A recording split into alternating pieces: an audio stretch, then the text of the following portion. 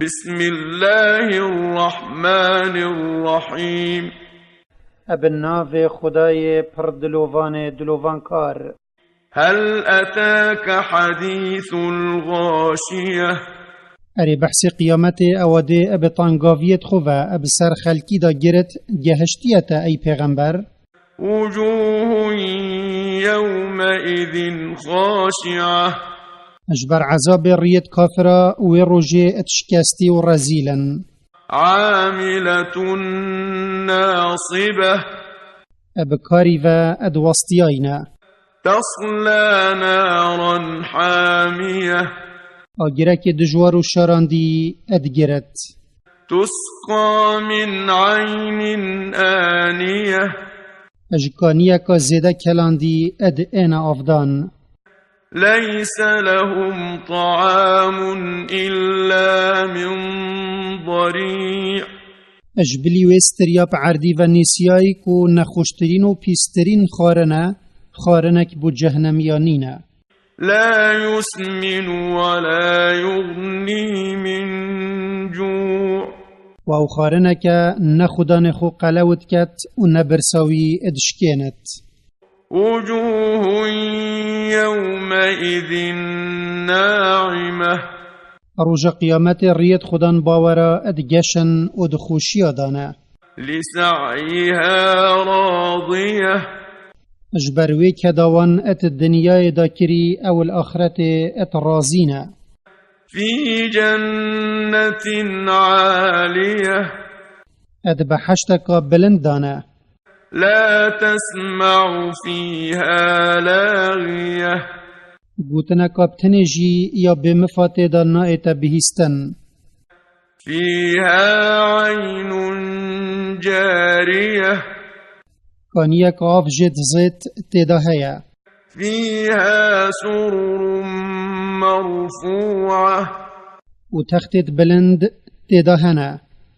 وأكواب موضوعة و کوپت دانایی بو وخارنه.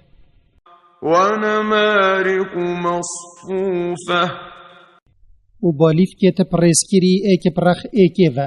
وزرابي مبثوثة و محفیرت رای خستی جی تیدا هنه.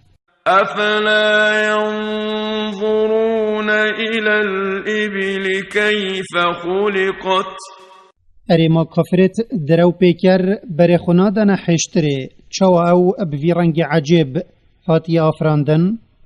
وإلى السماء كيف رفعت و عسمانی چوا بوی رنگ جوان هاتی بلند کرن. وإلى الجبال كيف نصبت و چیایا چوا هاتینا چکلاندن و جعرد اپوان هاتی راگرتن. وإلى الأرض كيف سطحت و عردی چوا هاتی رای خستن و خوش کرن.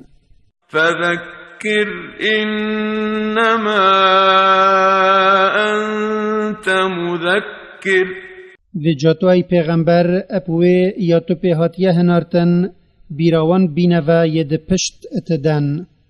لست عليهم بمسيطر و تو سرا پشدانا وان بخم نکوه. یا لسرت او نینه تو بتعدایی باوری بکیه ات دلت واندا. إلا من تولى وكفر بله او پشت دایا بیر اینان و شیرت و رجدی السر کفر خو کری. فيعذبه الله العذاب الأكبر خود بعذاب قد جوارت آگری دا دوی عذاب داد. إن إلينا إيابهم هندی زفریناوانا پشتی مرنه بونکمایا. ثم إن علينا حسابهم پاشی هندی جزای وانا سرا کریارت وان السرمایا.